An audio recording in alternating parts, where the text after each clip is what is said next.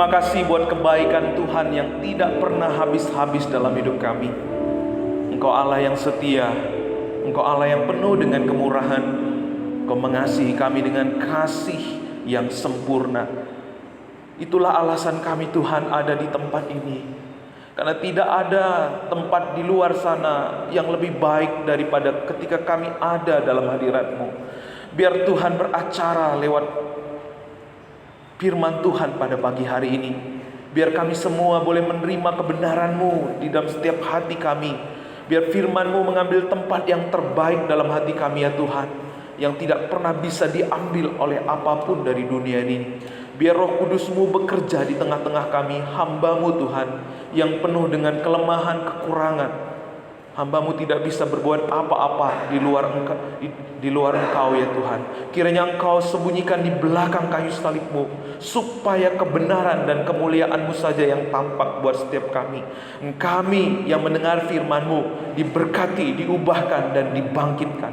Terima kasih Tuhan buat waktu yang indah. Kami siap mendengar firman-Mu di dalam nama Yesus. Yang siap mendengar firman Tuhan bersama-sama katakan amin. Silakan duduk Bapak Ibu. Salam. Boleh sapa samping kiri dan kanannya. Aku senang melihatmu ada di sini. Amin. Puji Tuhan. Nah, Bapak Ibu Saudaraku yang dikasihi Tuhan, hari ini kita belajar bersama-sama tentang penyembahan yang sejati atau true worship. Nah, ketika berbicara tentang penyembahan, apa yang ada di benak kita? Apa yang ada di benak Bapak Ibu Saudara? Apakah tentang seseorang yang mengangkat tangannya, menutup matanya, menundukkan kepalanya? Ya. Kalau penyembahan sekedar kita mengangkat tangan kita, menyanyi pujian, lalu kita bahkan kita menangis, bahkan kita tersungkur di bawah kaki Kristus. Kalau pengertian kita hanya demikian, apa yang terjadi? Maka waktu kita ada di dalam gereja, kita menjadi orang yang rohani. Tapi pada waktu kita ada di luar gereja, kita akan menjadi orang yang rohana. Tapi puji Tuhan, Jemaat Gereja Baptis Pembaton bukan rohana ya, tapi rohani-rohani di dalam Tuhan. Nah, waktu kita mempunyai pengertian penyembahan itu hanya ketika kita menyanyi, maka waktu kita menyanyi di gereja haleluya. Tapi waktu kita ada di luar gereja, kita akan berkata haleluya. Di gereja kita angkat tangan haleluya, di luar sana kita mengangkat tangan haleluya, mengangkat barang orang lain. Karena itu kita mesti mengerti pengertian penyembahan yang sejati itu apa, supaya kita menjadi orang-orang yang menikmati janji Tuhan, melihat kuasa dalam penyembahan kita yang begitu luar biasa. Memang di dalam ibadah kita mengangkat tangan, memuji Tuhan, kita tunduk kepala tersungkur, itu tanda kita untuk menyembah Tuhan. Itu juga bagian dari penyembahan. Tapi intinya bukan sekedar hanya itu. Waktu kita mengangkat tangan menyembah Tuhan, memuliakan Tuhan dengan hati yang tertuju pada Tuhan, itu juga penyembahan. Tetapi bukan hanya sekedar kita ada di dalam gereja. Fakta yang sering terjadi apa Bapak Ibu? Ketika orang tidak mengerti dengan penyembahan yang benar, maka iman mereka, kehidupan rohani mereka akan menjadi kehidupan yang transaksional. Melakukan kegiatan ibadah, melakukan kegiatan rohani supaya mendapatkan sesuatu dari Tuhan, supaya diberkati, supaya diselamatkan. Ketika kita mempunyai pengertian yang salah tentang penyembahan, maka apa yang terjadi? Kita tidak akan menyembah Tuhan, tetapi kita menyembah diri kita sendiri. Karena sepertinya kita melakukan perbuatan baik, tetapi kita melakukan perbuatan baik itu untuk diri kita. Kita pikir dengan kita taat, melakukan perbuatan-perbuatan baik, ketaatan kita melayani, maka Tuhan melayakkan kita di hadapannya. Maka Tuhan akan melayakkan kita untuk diberkati. Kita sedang menggunakan Tuhan untuk kepentingan diri kita. Waktu kita tidak mengerti penyembahan yang benar, maka kita akan didorong oleh roh dunia ini. Apa roh dunia ini? Digerakkan oleh reward dan punishment. Karena kita sudah terbiasa digerakkan oleh reward dan punishment. Waktu kita masih kecil, nak beliin cabai ke warung, nanti lebihnya beli es krim. Sehingga pada suatu hari kita suruh anak kita untuk beli sesuatu ke warung, anak kita berkata, mana upahnya mah? Waktu anak kita suruh melakukan sesuatu apapun itu, selalu dia berpikir, upahnya apa mah? Sakit nggak ibu-ibu? Padahal dia juga yang menikmati. Nah, itulah kehidupan kita, tabiat kita sebagai manusia. Karena itu kita mesti belajar bersama-sama, kita mesti mengkalibrasi hati kita, mengkalibrasi pengertian kita tentang penyembahan yang sejati. Kita mau cross check apakah penyembahan kita selama ini sungguh-sungguh penyembahan yang berkenan, persembahan yang hidup dan berkenan di hadapan Tuhan. Memang waktu kita ibadah hari Minggu itu penting, waktu kita benar-benar menyembah Tuhan. Karena memang di hari Minggu itu sebagai celebration ya, of worship. Kita sedang mendeklarasikan iman kita di hadapan Tuhan, mendeklarasikan kemenangan kita di dalam Tuhan. Itu penting. Di lewat doa, lewat penyembahan kita pribadi, penyembahan kita di gereja ini, itu penting. Karena itu sebagai celebrate of worship, sebagai iman kita di hadapan Tuhan bahwa kemarin kita bisa sampai di sini itu karena Tuhan. Maka kita menyembah Tuhan. Bahwa kita percaya masa depan kita nggak tahu seperti apa, tetapi iman kita berkata bahwa di dalam Tuhan semuanya akan berjalan dalam rencana Tuhan yang indah. Karena itu kita merayakannya lewat ibadah. Nah, saudaraku yang dikasihi Tuhan, tetapi saya mau menekankan bahwa penyembahan itu bukan hanya ketika kita ada di gereja. Penyembahan yang sejati itu di setiap langkah kita, dimanapun kita berada, apapun yang kita kerjakan, apapun yang kita lakukan, semuanya tertuju kepada Tuhan. Karena firman Tuhan berkata, apapun yang kamu kerjakan, kerjakanlah seperti untuk Tuhan.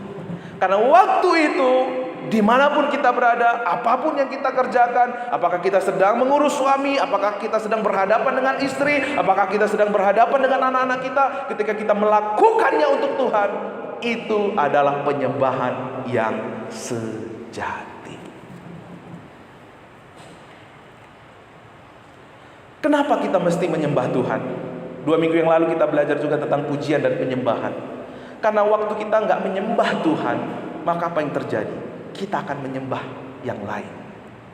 Waktu kita menyembah yang lain, kita akan menjadi serupa dengan apa yang kita sembah. Ketika orang digerakkan setiap hari untuk uang, maka dia akan seperti uang juga. Seperti apa uang, Bapak Ibu? Seberapapun gak cukup, seberapapun kurang. Gak bisa bersyukur. Tapi waktu kita menyembah Tuhan, karakter ilahi mulai bermunculan lewat hidup kita. Kenapa? Karena prinsipnya orang akan menjadi seperti apa yang ia sembah. Waktu kita menyembah Tuhan dalam roh dan kebenaran, kita akan menemukan keindahan, nilai kehidupan yang tinggi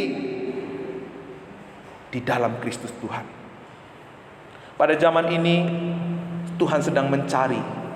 Siapa yang Tuhan cari? Bukan orang pintar, bukan orang ganteng, bukan orang cantik, bukan orang kaya, tetapi yang Tuhan cari adalah penyembah-penyembah yang sejati. Penyembah-penyembah di dalam roh dan kebenaran. Lantas pertanyaannya, bagaimana kualitas penyembahan kita selama ini? Apakah sekedar di mulut saja? Apakah sekedar di gereja ini saja? Atau sungguh-sungguh seperti yang Tuhan mau? Tadi kita sudah belajar di dalam Mazmur 91 ayat yang ke 95 ayat 1 sampai 11. Nah, apakah arti penyembahan di dalam Mazmur ini. Nah, kata penyembahan yang ada di dalam Mazmur ini berasal dari kata proskuneo. Apa Bapak Ibu bisa baca dengan saya? Proskuneo. Sekali lagi sama-sama. Iya, nggak kesleo ya lidahnya ya.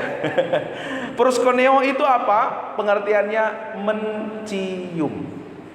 Penyembahan itu artinya, salah satu pengertian penyembahan itu apa? Mencium. Apa yang terjadi dengan mencium?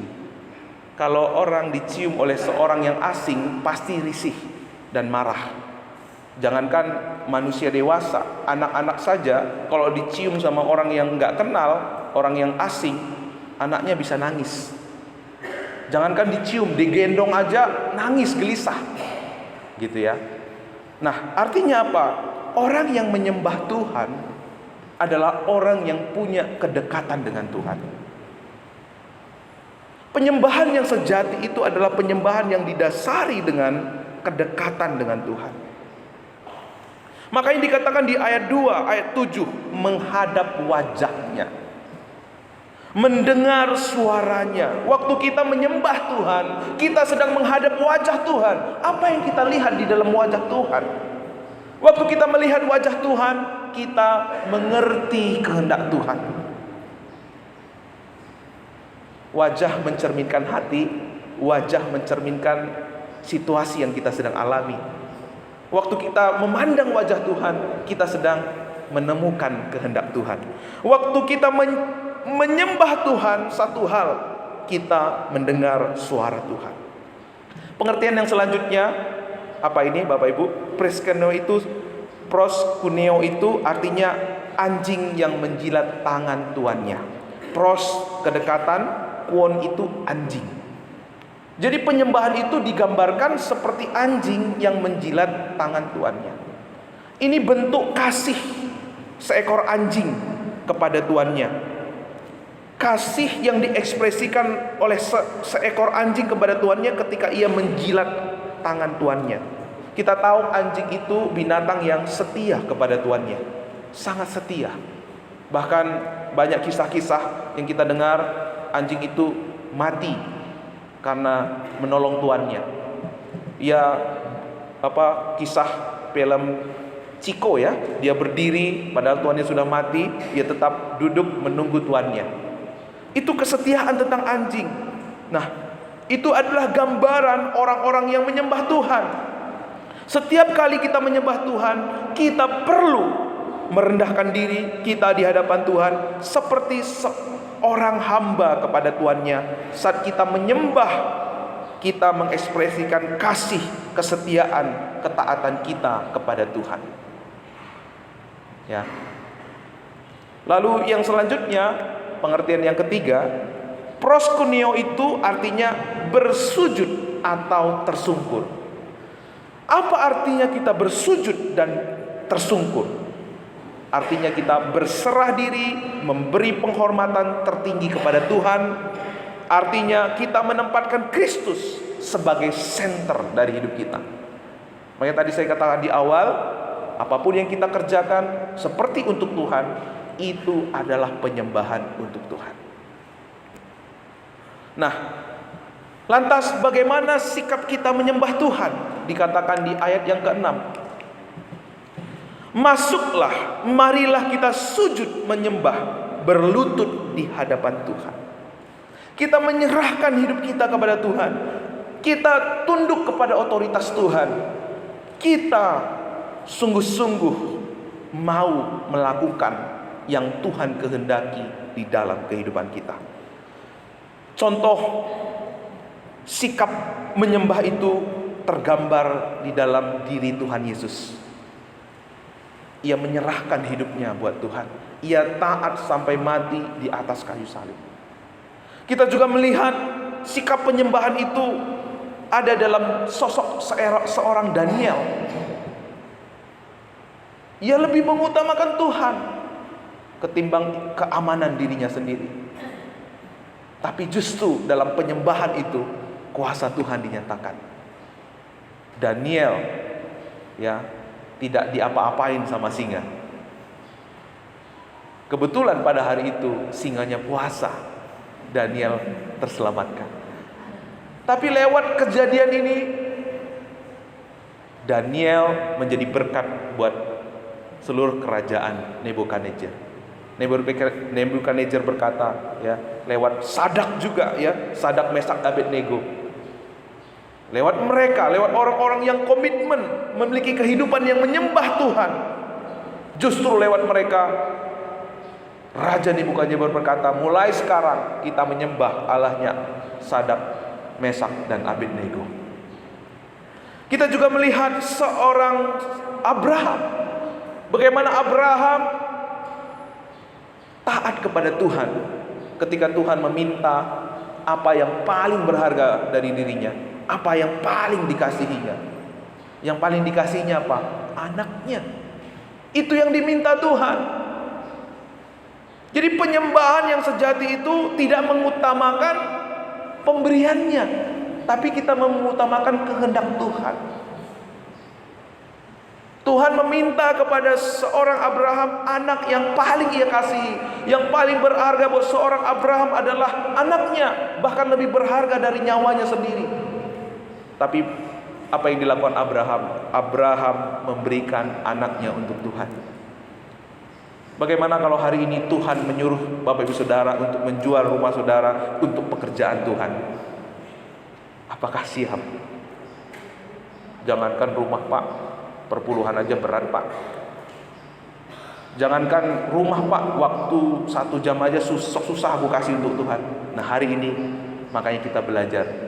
Ada rahasia untuk kita menemukan kekuatan untuk kita bisa menjadi pribadi-pribadi yang menyembah Tuhan dalam roh dan kebenaran. Kita juga melihat seorang Stefanus. Bagaimana seorang Stefanus taat sampai mati. Karena imannya Stefanus dirajam dengan batu. Tapi apa yang terjadi? Justru Stefanus melihat kemuliaan Tuhan. Memang Stefanus mati, tetapi lewat iman Stefanus, banyak Stefanus yang baru lahir. Wow, itulah kuasa dari penyembahan yang sejati di hadapan Tuhan. Memang Yesus Kristus mati, tetapi lewat Yesus Kristus banyak orang menemukan kehidupan. Banyak orang diselamatkan di dalam kuasa darahnya yang menyucikan dan menguduskan kita. Waktu kita belajar tentang, mengerti tentang penyembahan yang sejati, maka apa yang terjadi? Kita akan mempersembahkan yang terbaik buat Tuhan. Kita belajar dari Abraham, mempersembahkan yang terbaik. Kita belajar dari Daud. Nanti kita belajar juga dari Daud. Kita juga belajar dari Daniel. Mereka semua adalah orang-orang yang mempersembahkan yang terbaik kepada Tuhan. Daniel, kepercayaannya pada Tuhan melampaui ketakutannya pada pemerintahan manusia, sehingga Daniel begitu luar biasa disertai oleh Tuhan. Waktu kita menyembah Tuhan, kita sedang menyatu dengan Tuhan. Waktu kita menyembah Tuhan, urusan kita adalah urusan Tuhan juga. Makanya waktu Daniel sedang ada dalam bahaya, Tuhan bekerja dengan penuh kuasa dan mujizat. Daniel aman dan selamat. Orang-orang yang berserah kepada Tuhan tidak akan dikecewakannya, melainkan akan dipakainya untuk menjadi sarana berkat, sarana kesaksian untuk menjangkau banyak orang. Jadi Bapak Ibu Saudaraku yang dikasihi Tuhan, kita bicara tentang penyembahan, selalu ada risiko, selalu ada harga yang harus kita bayar di hadapan Tuhan. Kadang nyawa kita sendiri. Waktu, tenaga, uang sudah pasti. Tapi apa yang terjadi waktu kita menyembah Tuhan? Selalu ada mujizat Tuhan, selalu ada karya Tuhan, selalu ada pekerjaan Tuhan yang dinyatakan. Makanya waktu kita merindukan pekerjaan Tuhan dinyatakan di keluarga kita, di gereja kita, satu hal, bukan dimulai dari apa yang kita lakukan, tapi dimulai dengan hati yang menyembah kepada Tuhan. Minggu yang lalu kita belajar bagaimana Silas dan Paulus disertai Tuhan. Kenapa? Karena semuanya itu diawali dengan hati yang menyembah kepada Tuhan. Karena waktu kita menyembah kepada Tuhan, Tuhan sedang mengarahkan pandangannya atas hidupmu, atas keluargamu, atas masa depanmu, atas pekerjaanmu. Amin. Puji Tuhan. Seperti Yesus berserah sampai mati di atas kayu salib. Ia mempertahankan, ia mati mencucurkan sampai darah yang terakhir karena kasihnya kepada kita. Tuhan akan bekerja lewat hidup kita sehingga kita dimampukan untuk memberikan yang terbaik. Yang terbaik dari diri kita apa sih? Nyawa kita. Ya.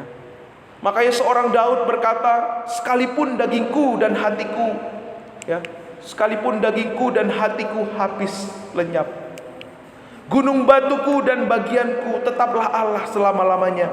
Penyerahan total kepada Allah merupakan bentuk ibadah yang paling sempurna. Ketika kita tidak lagi menganggap diri kita ada, maka kuasa ilahi dapat bekerja sepenuhnya melalui kehidupan kita. Ya. Dalam Matius, barang siapa mempertahankan nyawanya, ia akan kehilangan nyawanya.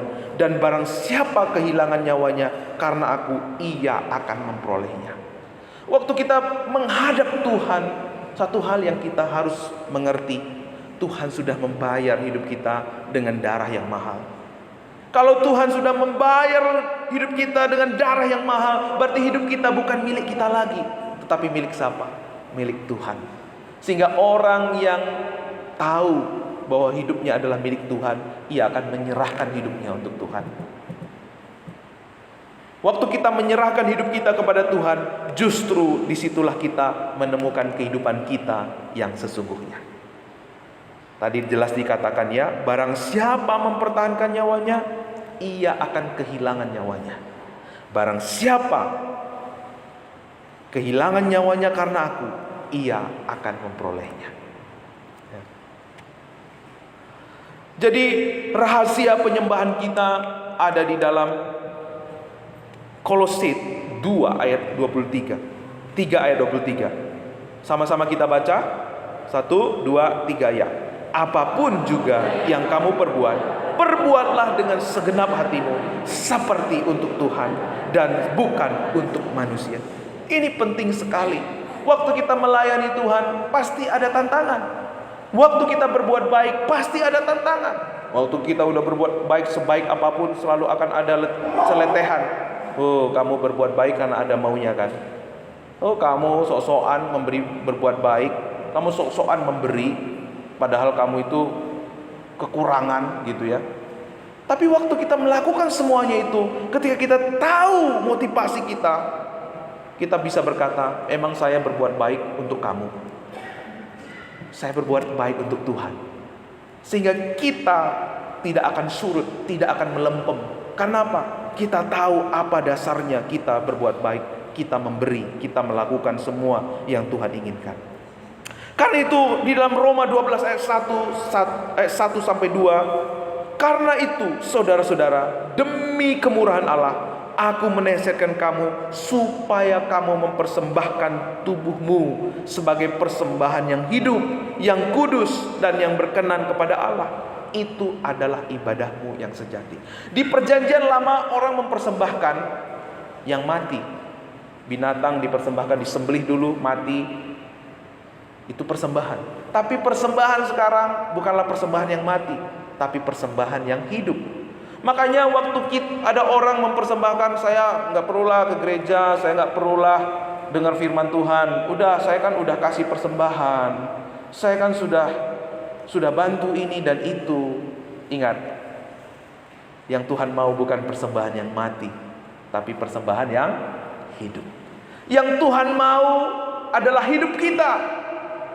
Yang Tuhan utamakan adalah diri kita. Itu sama seperti orang tua dan anak. Ya, kalau misalnya ada seorang berkata, Bu Sun, Grace sama saya bawa ke Amerika. Ini saya kasih uang sama ibu Bunda sama Bude, tapi Grace sama saya. Kira-kira Bude Sundari mau nggak? Pasti nggak mau. Aku jamin dia nggak mau. Kenapa? Yang utama adalah dekat dengan anaknya. Demikian Tuhan. Yang lebih utama daripada pelayanan kita, lebih utama dari persembahan kita, lebih utama dari perbuatan-perbuatan baik kita, ketaatan kita apa? Hati kita melekat kepada Tuhan. Minggu yang lalu kita belajar, orang yang melekat hatinya kepada Tuhan, ia ada di dalam naungan yang maha tinggi. Karena waktu kita memberi hati kita melekat kepada Tuhan, apapun keadaan kita, apapun situasi kita, Tuhan bisa melakukan apa saja lewat hidup kita. Amin. Apapun keterbatasan kita, apapun kondisi kita, apapun pendidikan kita, waktu kita memiliki hati yang menyembah kepada Tuhan, kita persembahkan hidup kita kepada Tuhan, Tuhan mampu melakukan apa saja. Apa yang tidak pernah kita lihat, apa yang kita tidak pernah pikirkan, apa yang tidak pernah di dalam hati kita, semuanya itu Tuhan sediakan bagi orang-orang yang mengasihi Dia. Ada kisah seorang perempuan yang dijual dengan harga mahal. Pada waktu itu datang seorang pembeli. Waktu orang ini membeli, begitu mahal yang harus dibayar untuk perempuan ini. Sudah dibeli, sudah dilunasi. Apa yang terjadi waktu tuan ini mau ambil budaknya, dia langsung ludahin muka tuan itu. Buah! Lalu dia menyekanya, lalu dia tetap membawa pulang perempuan ini. Setelah sampai di rumah, dibawa di dalam rumah, diludahin lagi. Buah! Tapi dia tetap sabar. Kenapa kamu membeli aku? Dia bertanya seperti itu. Lalu sang tuan ini diam saja. Lalu ia melepaskan ikatannya, disuruh duduk, lalu tuan ini duduk, lalu ada kertas yang dioret-oret. Lalu setelah selesai, tuan ini memberikan surat ini kepada budak perempuan ini. Tuan itu berkata, sekarang kamu menjadi orang yang bebas. Kamu menjadi orang yang tidak lagi menjadi budak. Perempuan itu melongok dan heran. Lalu dia berkata, sekarang saya gak mau pergi dari rumahmu, saya mau menjadi budakmu. Saya mau melayani engkau. Saudaraku yang dikasihi Tuhan, apa sih penyembahan yang sejati? Penyembahan sejati sama seperti perempuan ini. Kita tadinya adalah orang yang berhutang karena dosa-dosa kita.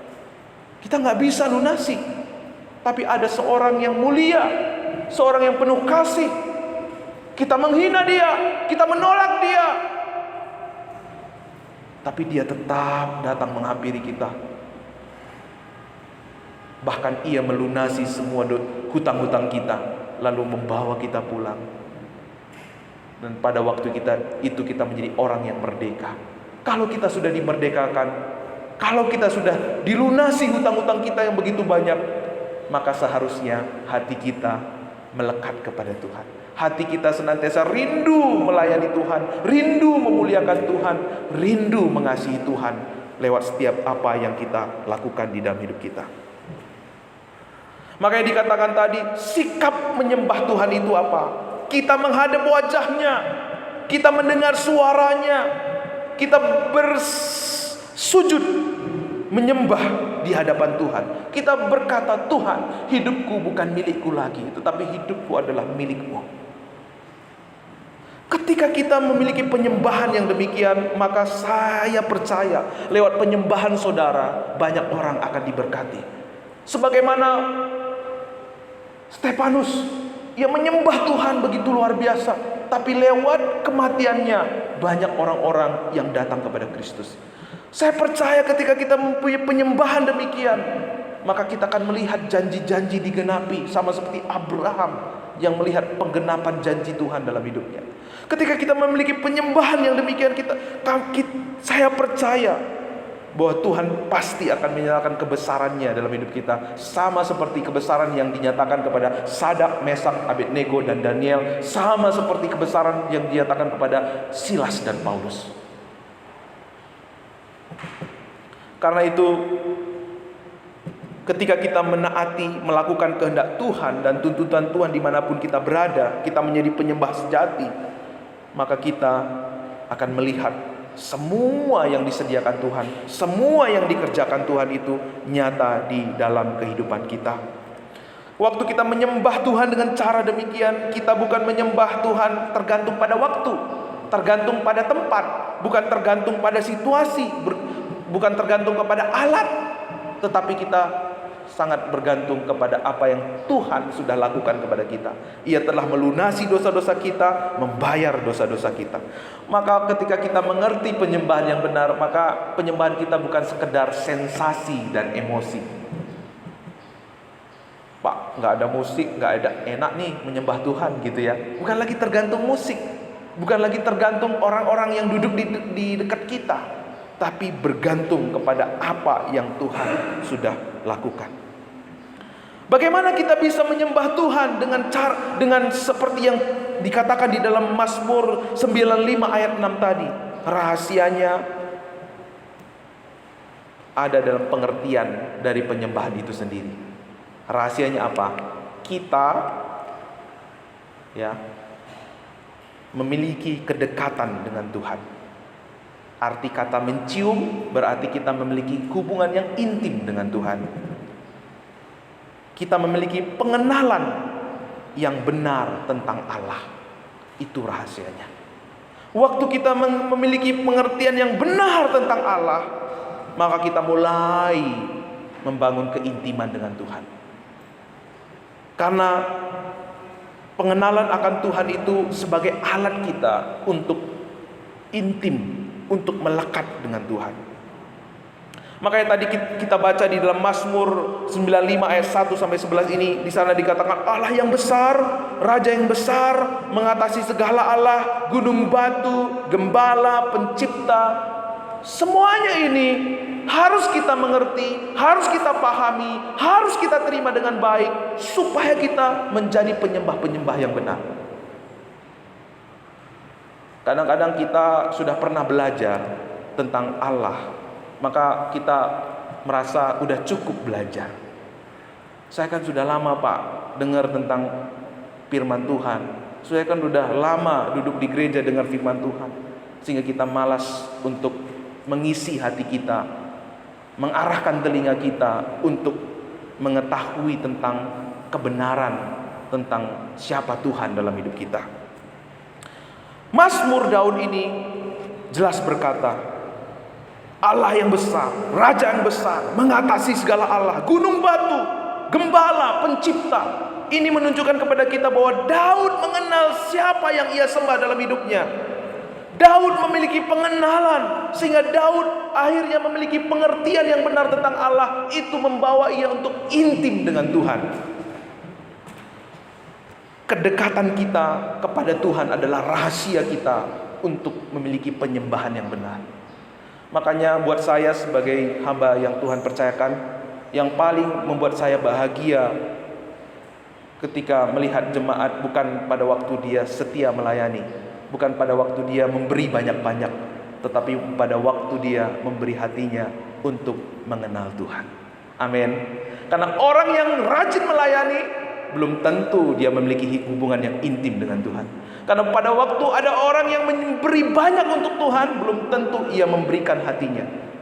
Tapi waktu orang memberikan hatinya untuk Tuhan, mengenal Tuhan dengan benar, jangankan uangnya, jangankan hartanya, jangankan waktunya, hidupnya dia berikan untuk Tuhan. Amin. Waktu kita memberi, melayani tanpa pengenalan yang benar di dalam Tuhan, apa yang terjadi? Waktu kita memberi, ada orang yang memberi lebih banyak. Apa-apaan itu? Dia memberi lebih banyak. Saya memberi lebih banyak lagi, memberi lebih banyak lagi. Akhirnya saingan. Pada waktu kita sudah rajin melayani, ternyata ada orang yang tidak rajin melayani, dia lebih diberkati Tuhan, doanya dijawab Tuhan, kita menjadi kempis. Tuhan, saya komplain dong sama Tuhan. Tuhan gak lihat nih, saya udah memberi berapa? Tuhan nggak lihat nih berapa waktu yang saya sudah berikan waktu saya untuk Tuhan di gereja. Ini orang itu baru datang loh.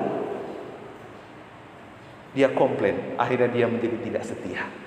Saudaraku yang dikasih Tuhan, Tuhan lebih mengutamakan pengenalan akan Dia. Makanya saya mendorong Bapak Ibu untuk terus mengenal Tuhan lewat sekolah minggu, lewat PA kehidupan. Di dalam Efesus 1 ayat 7, sebab di dalam Dia oleh darahnya kita beroleh Nah, sebelum masuk ke situ, saya kembali ke bagian ini ya. Ada di sini tentang perempuan Samaria ya Bapak Ibu ya. Nah, siapa sih penyembah-penyembah itu yang benar? Nah, perempuan ini punya pengertian menyembah itu di gunung, di Israel, di Yerusalem.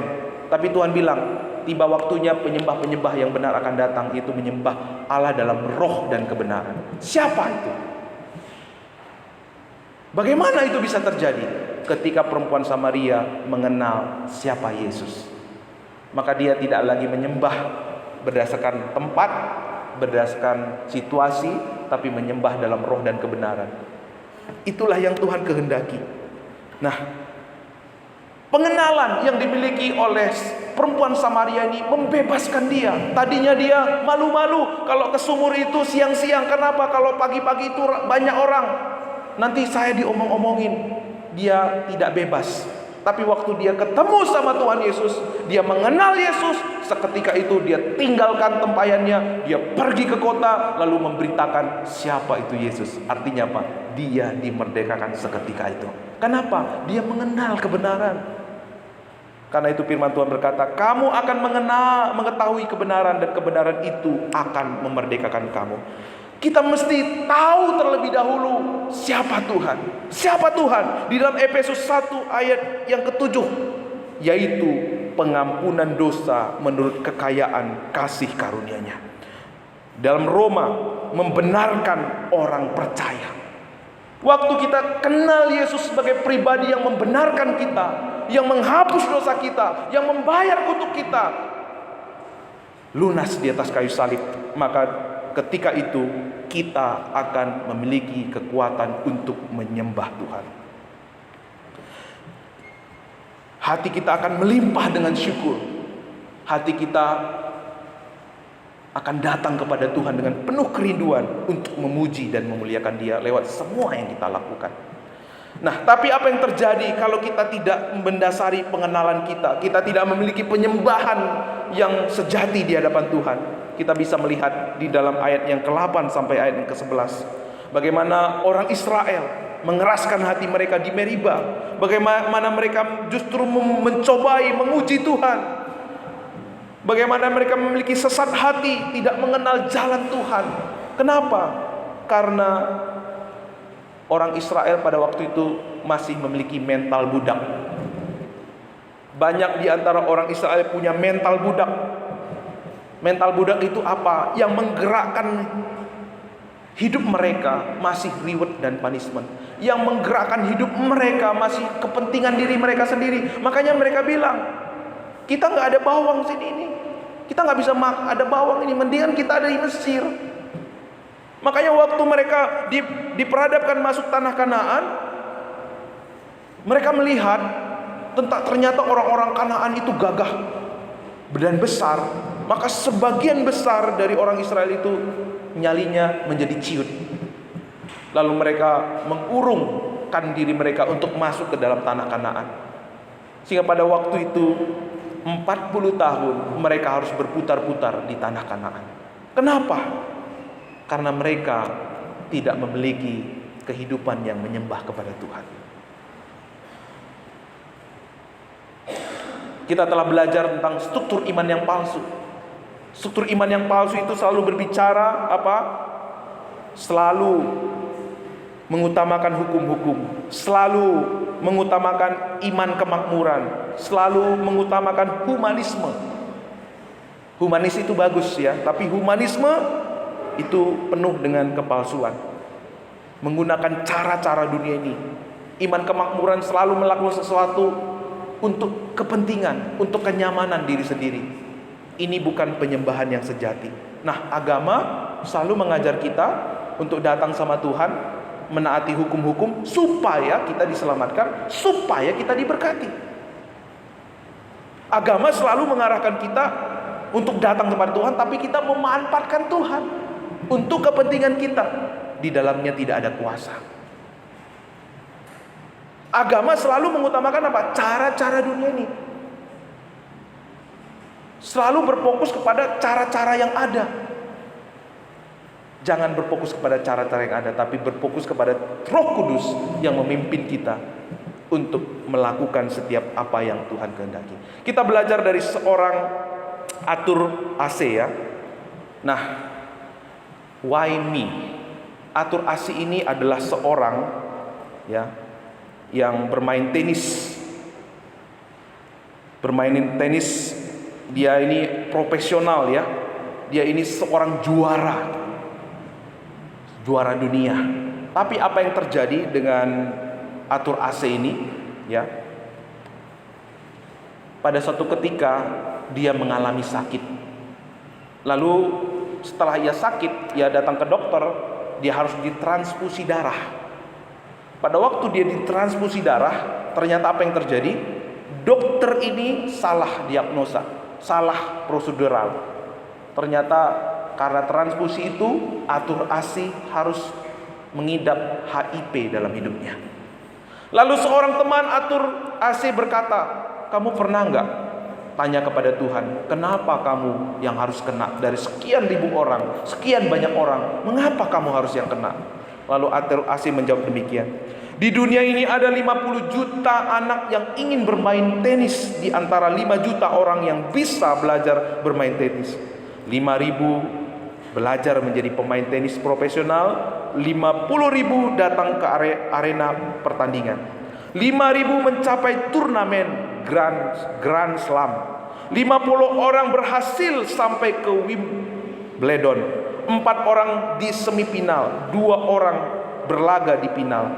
Dan ketika saya mengangkat trofi Wimbledon, saya tidak pernah bertanya kenapa Tuhan, mengapa saya? Jadi ketika sekarang saya dalam kesakitan, tidak seharusnya juga saya bertanya kepada Tuhan, mengapa saya?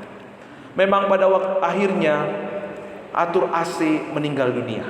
Tetapi lewat iman Arthur Ashe, banyak orang dihidupkan oleh Tuhan. Karena apa? Hati yang menyembah Tuhan selalu akan menyatakan rencana Tuhan yang indah dan luar biasa. Mari kita tunduk kepala. Mari kita mengkoreksi hati kita, mengkoreksi penyembahan kita.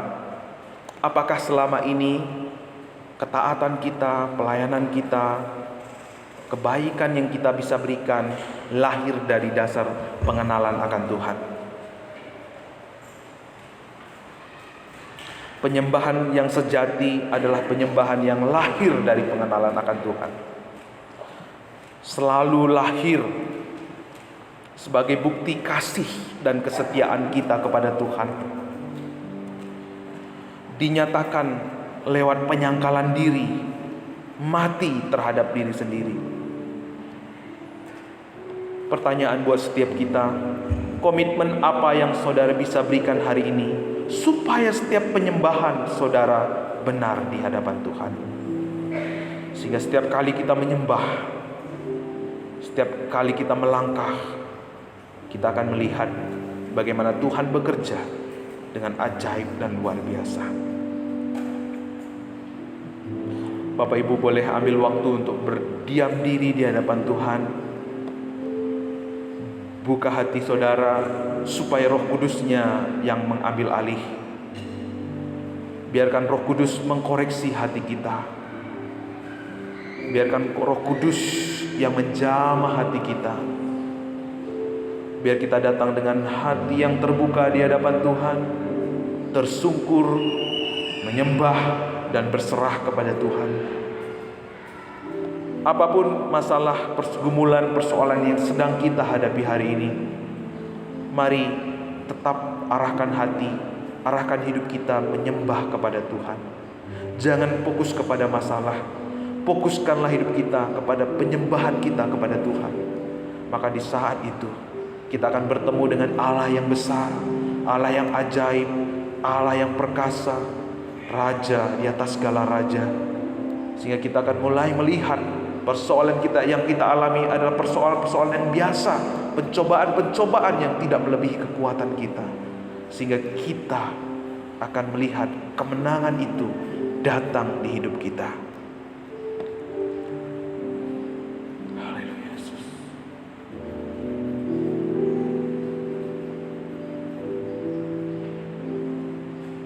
Saudara-saudara yang mengambil komitmen hari ini di hadapan Tuhan, berdoa minta kekuatan dari Tuhan supaya dalam setiap area hidup kita, pekerjaan, keluarga, studi, selalu kita jalani dengan hati yang menyembah kepada Tuhan. Sebab waktu itu kita melihat, kita akan menikmati Roh Kudus-Nya yang bekerja dengan dahsyat luar biasa. Kita akan melihat kemuliaan-Nya, kita akan melihat kebesaran-Nya di gereja ini, di keluarga, di dalam masa depan kita, dalam setiap pergumulan kita.